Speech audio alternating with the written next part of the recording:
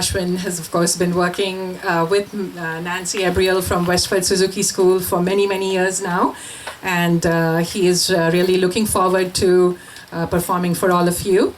And we're really happy that Nancy has been Ashwin's teacher for this many years. And what he is as a pianist is definitely all thanks to Nancy. So big round of applause to Nancy.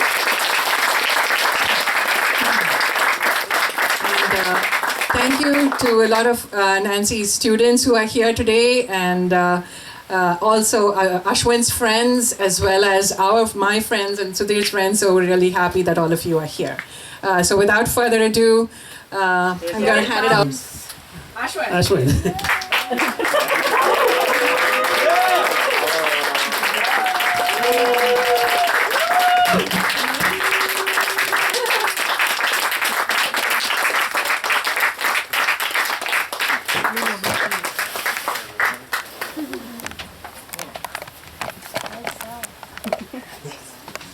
All right. I'm gonna take this baby off. All right. Okay. Hi everyone, and welcome to the second half of my senior recital. Originally, this recital and like the vocal recital I had way back in June were supposed to be combined, but with the whole Corona situation, it made the most sense to split them up. So here we are, and thank you. Like even though it's raining, I really appreciate you guys coming like all the way here, so that we're able to have this event in person. Yeah. So I'm gonna be playing 8 songs for you today, as you can see on your programs. So let's get started.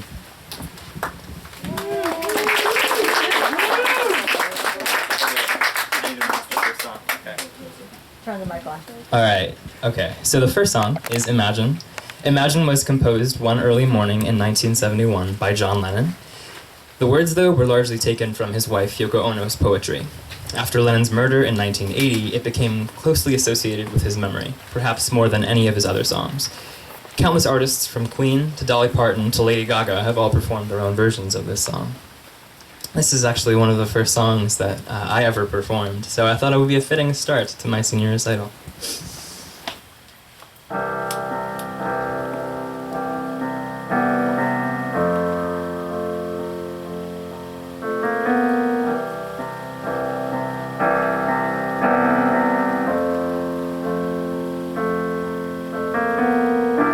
Imagine there's no heaven.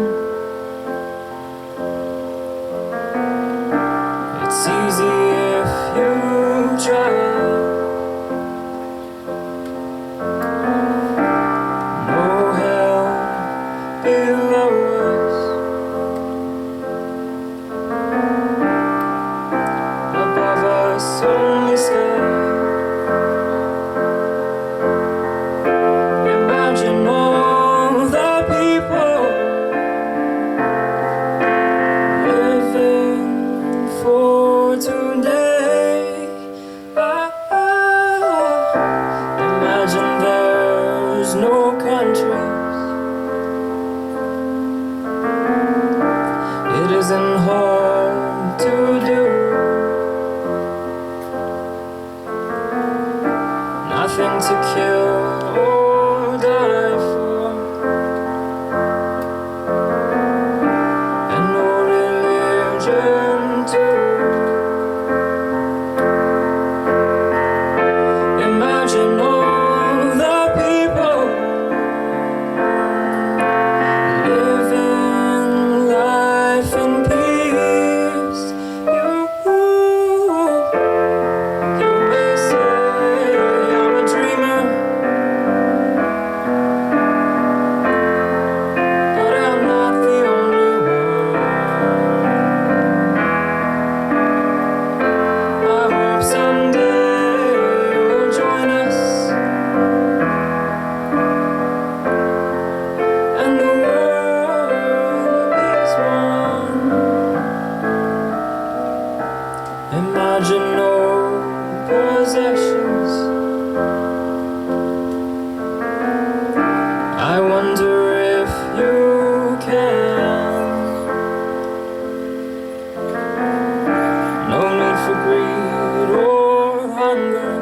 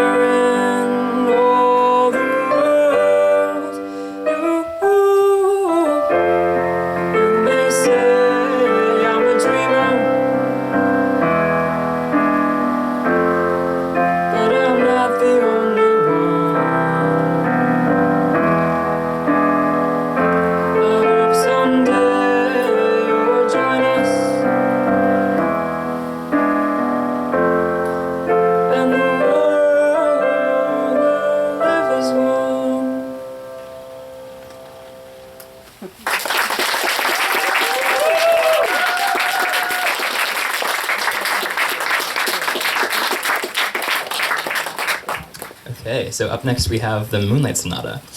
Ludwig van Beethoven is undoubtedly one of the most celebrated composers to have ever lived. From a young age, he showed great musical talent, and having heard the story of Leopold Mozart and his son Wolfgang, Beethoven's father actually tried to market Beethoven as a child prodigy as well. In fact, as his career went on, many did see Beethoven as the successor to Mozart. The piece I'm about to play is the first movement from the Sonata Quasi una Fantasia, or the Moonlight Sonata. It was written in 1801, just as Beethoven's hearing began to deteriorate, and it was dedicated to one of the multiple unrequited loves in his life. This piece, to me, is really, really calming and comforting. Ludwig Reichstab, the poet who coined the name Moonlight Sonata, likened the effect of the first movement to that of moonlight shining upon Lake Lucerne, and that's what I think about each time I play it.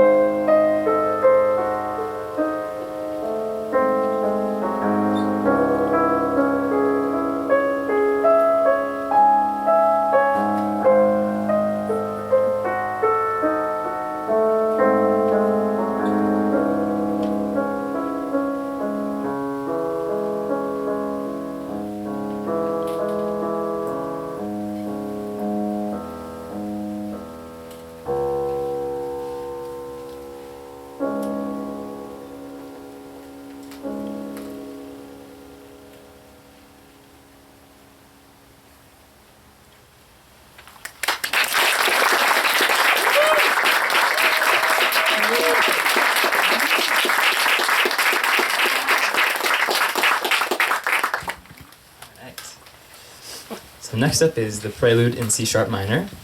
Sergei Rachmaninoff's Prelude in C-sharp minor was one of his first pieces and easily one of his most famous. He composed it at age 19 with the alternate title The Bells of Moscow, as the introduction seemed evocative of the Kremlin's carrion chimes. It became so popular that crowds demanded it as an encore to his performances, and Rachmaninoff went so far as to say, "Many, many times I wish I had never written it." This piece was a little challenging to learn just because it's both musically and notationally different from any of my other pieces, but the work was definitely worth it.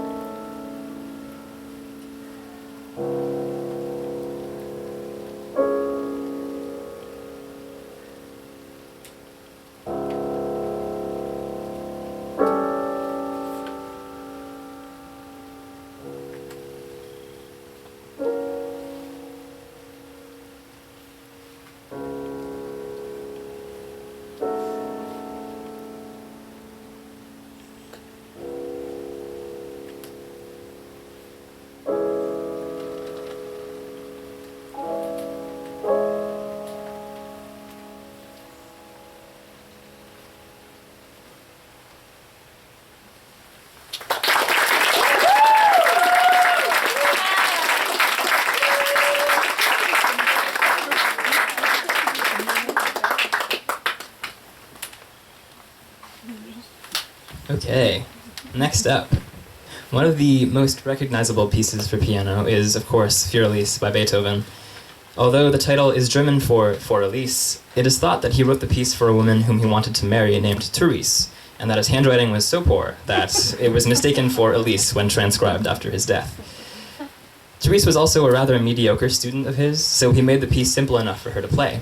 However, when she refused to marry him while he was composing it, he made the subsequent verses so difficult so that she would never be able to play it. I really enjoy playing this piece because of its simplicity. Beethoven left so much room for interpretation in his composition, and because of that, it's a very fun song to play around with.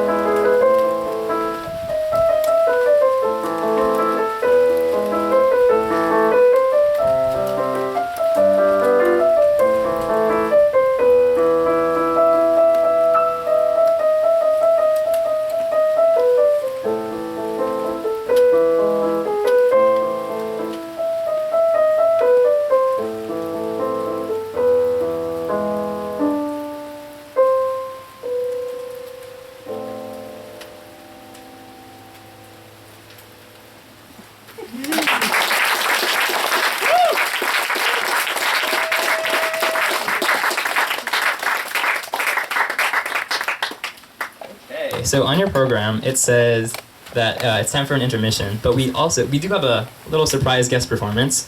My little sister, Kritika, is also a piano student of Miss Nancy, and she has prepared a couple of songs for you guys. So she's going to take over for a little bit.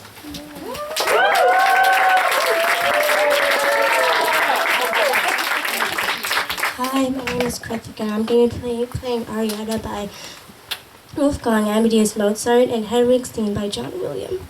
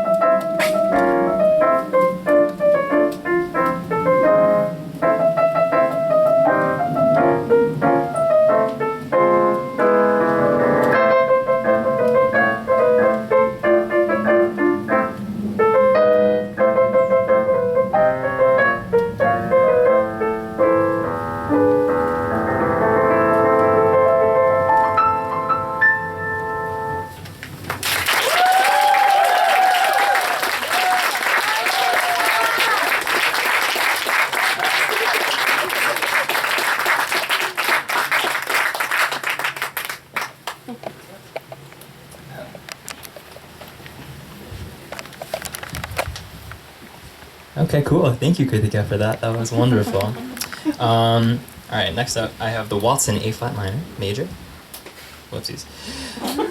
Johannes Brahms is another famous name in classical music. He is considered to be the third of three Bs of classical composing, along with Beethoven and Bach. He began composing at an early age, but he destroyed a majority of his early pieces when he was older because he felt they were embarrassing. I think it's safe to say that his later works, including this piece, the Waltz in A-flat Major, were certainly not. This piece is another fun one to play for me. It's short and sweet and beautifully composed.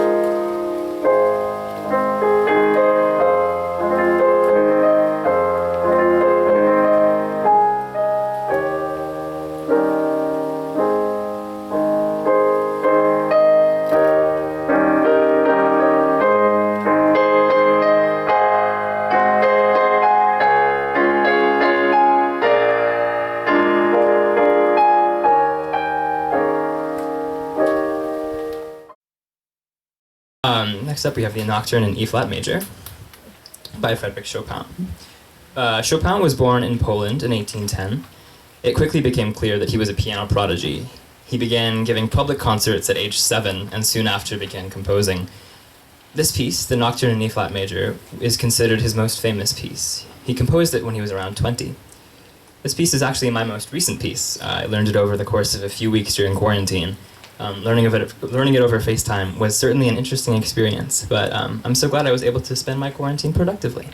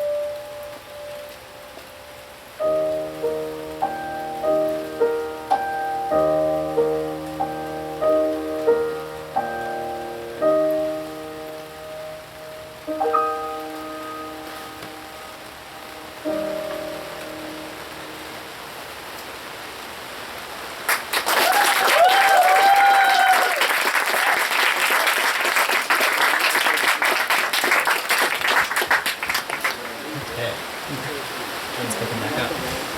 All right. Okay, so next up is the Tarantella. Albert Pizanka was born in East Prussia in 1828, where he lived until he enrolled in the Leipzig Conservatory in Germany. There, it is said, he learned piano under Franz Liszt before he moved to London to begin his solo career. It was in London that he wrote some of his most famous pieces, including this, the Tarantella in A minor. This piece is a lot of fun to play, and it just is really very satisfying. I'm sure you'll see why.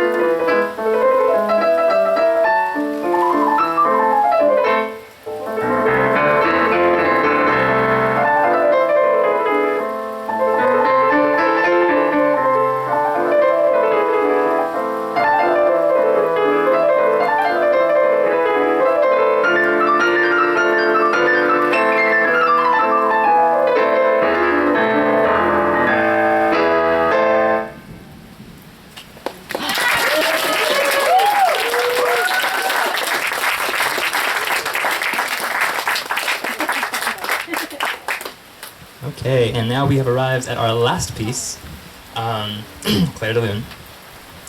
Claude Debussy was born in France in 1862. He was born into poverty, but his talent and success as a young pianist caught the attention of a Russian millionaire who took him around Europe with her own children. He composed the piece Clair de Lune during the early years of his life, although it was only published in 1905. This piece is easily one of my favorite pieces to play. There's really something serenely beautiful about the way the notes fall together. I hope you enjoy it as much as I do.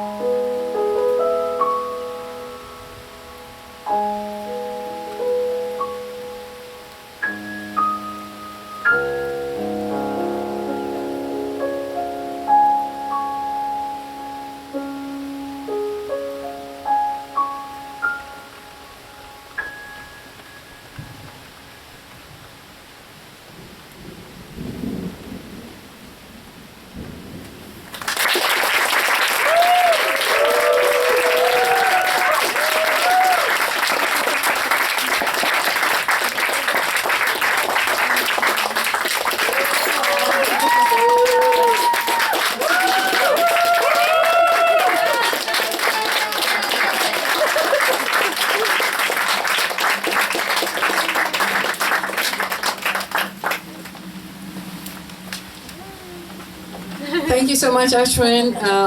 You really made us proud this evening by putting in all the hard work to get to this point. And over the years, over the quarantine period, all of that, thanks to you for listening to my nagging over the so many years, right? Parents, moms, right? I think it's the same drill pretty much in every family. So we're really, are very proud of who you've become as a musician and as a person. And we really look forward to great things from you, continued great things from you going forward. But I think you and Miss Nancy would like to say a few words. Do you guys want to pick who wants to go first? Doesn't matter to you? Okay, so I'll give it to Nancy.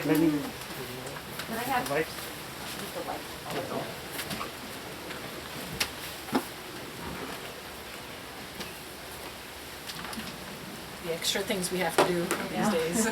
Better safe than sorry. Yes, absolutely. And the top. And, just button.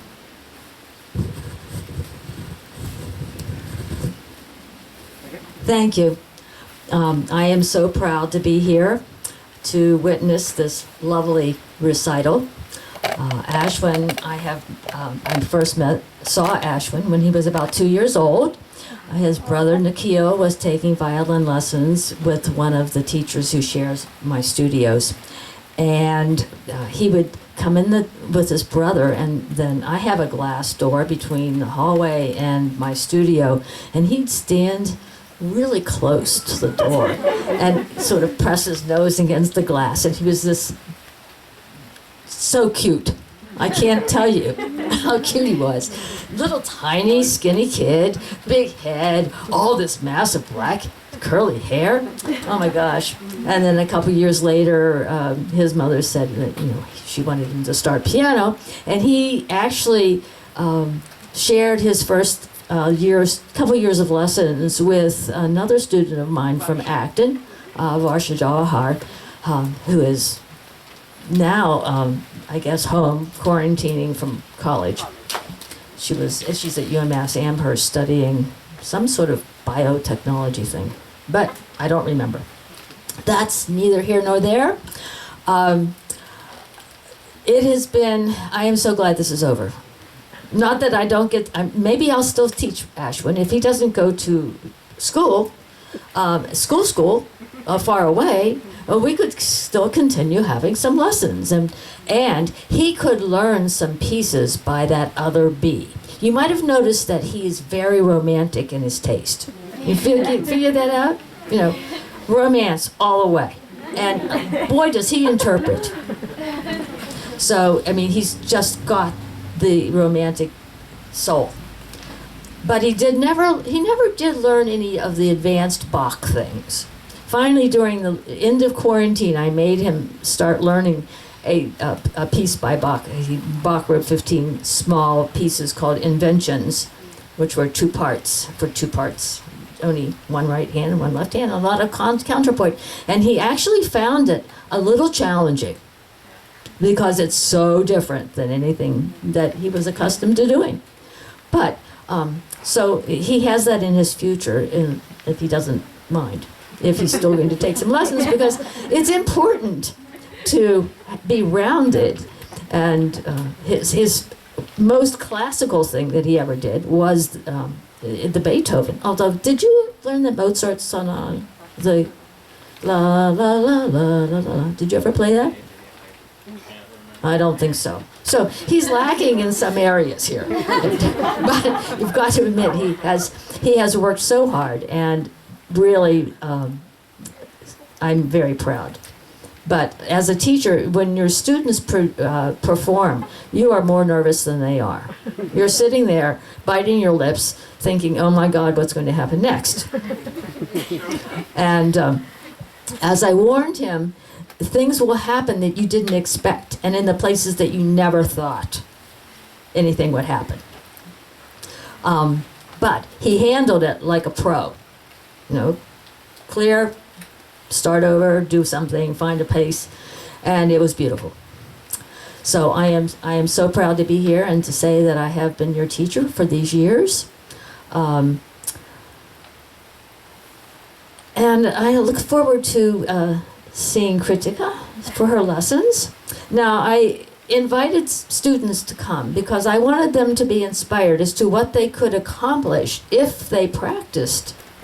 And if they listened to their mothers nagging them about practicing, and then eventually started doing it because there's applause from the back row. Galan shaking his head.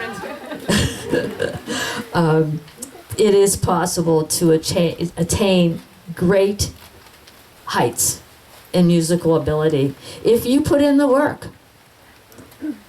There aren't very many Beethovens and Mozarts and baby Chopins running around in the world. Those were 3 of them. I mean, we have an occasional prodigies turn up, but that's not the norm. And if you really, really, really love to do something, and you do it, and you practice, and you put in the work, you get the results. And I think Ashwin is a very good example of that. So this is for all of my students sitting back around us who came today to see an example of what you could do if you really put your mind to it. Now, it is the custom in my program that when a senior has graduated, whether that we present to him or her with a little gift. And let me just tell you, students sitting out there, that you don't have to do a senior recital. It is not mandatory. It is the desire of the student to do one. And their moms. Well, also, you have to have guilty as charged. You have to have a student who has prepared in the last 4 or 5 years lots of pieces that they still can play. And Ashwin kept up with his repertoire all along, and so he was able to go back. That Brahms piece, which of course he is so ashamed of billing in the end, you can see recorded perfectly on the Westford Suzuki School website. We have a recording of it there. He learned that as a sophomore in high school, and maybe it's the end of his freshman year. I can't remember when it was. Yeah, because then he fell on the ice just before the recital, and gee whiz, he didn't get to play it. But I think he did eventually perform it in June, maybe, because he was out of lessons for quite a long time. But you have to, only certain students get to do senior recitals. It's an honor and it's a privilege to be able to say that you have accomplished that yourself. So, we give, even if you don't do a senior recital, you get a real book with pages that you can turn, and you don't have to have electricity to make it work. Even if you have no electricity and you have candles or a lantern, you can still use it. It's amazing.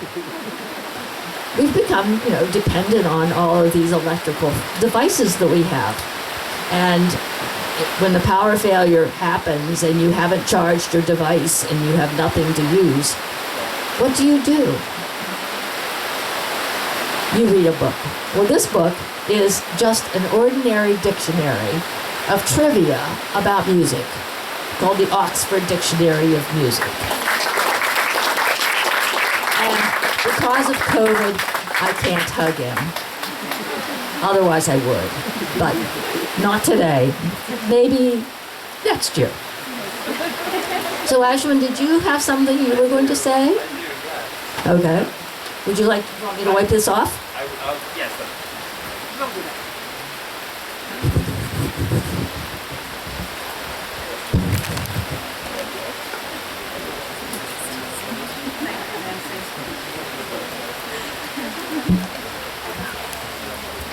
Okay. First of all, I want to thank you all again for coming. Before we head out, I want to quickly thank a couple people. First of all, I want to thank Daryl's Music Hall for the piano. We rented that, drove it down, and it's an electric piano. So that's fun. Whatever. Next, definitely I need to thank my parents for all the work they did putting this event together, especially my mom. She put so much time and effort into the invitations, programs, and decorations. Today would not have been possible without her.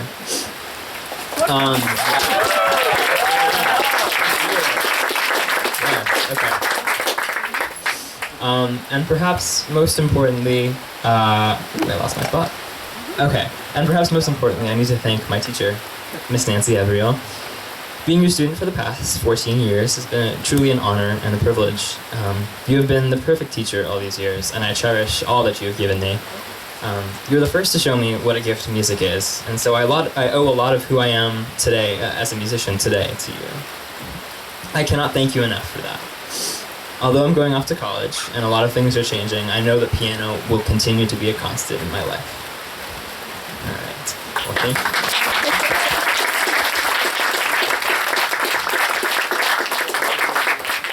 Okay, so that is it. Thank you all for coming. I'm gonna hand it over to Thank you, Nancy, and thank you, Ashwin. Definitely, we owe a lot to Nancy for where Ashwin is today as a pianist. Nancy is very flexible and very encouraging throughout. She's been that way throughout the 14 years that Ashwin learned from Nancy.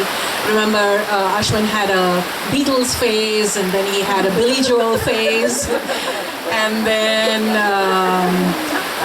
ragtime phase, and Nancy was really encouraging about exposing him to all that different types of music, and I think where he is today is because he's been learned those different types, and of course, as Nancy pointed out, he still needs to round himself out further, so hopefully he'll get to do that soon. So thank you all for coming. One of the things that Indians are known for is food. And so, of course, given the situation with the pandemic, we could not have you all, have a nice meal here with all of you. We could not do that. So we have boxed samosas, which are, Indian savory items, which I think many non-Indians enjoy. So we have that, as well as just a couple of cookies that we thought you can pick up on your way out. And we also have some water and sodas here if you'd like to pick those up as well. And since it's pouring still, you're more than welcome to stay put here till it lets up. And, we're not on any agenda or anything here, so please feel free to stay, until it gets a little better, weather-wise. So thank you all once again. And actually, Ashwin, I would like you to give Miss Nancy, we also had flowers, if you don't mind bringing them from the kitchen, please.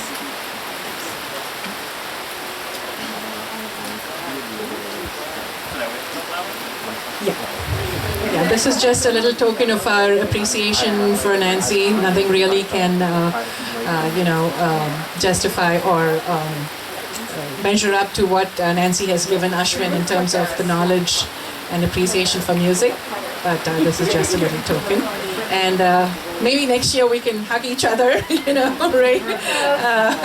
And we've become great friends over the last 14, 15 years. And it's nice that Kritika still gets to continue with Nancy, so we get to see you, for many more years to come.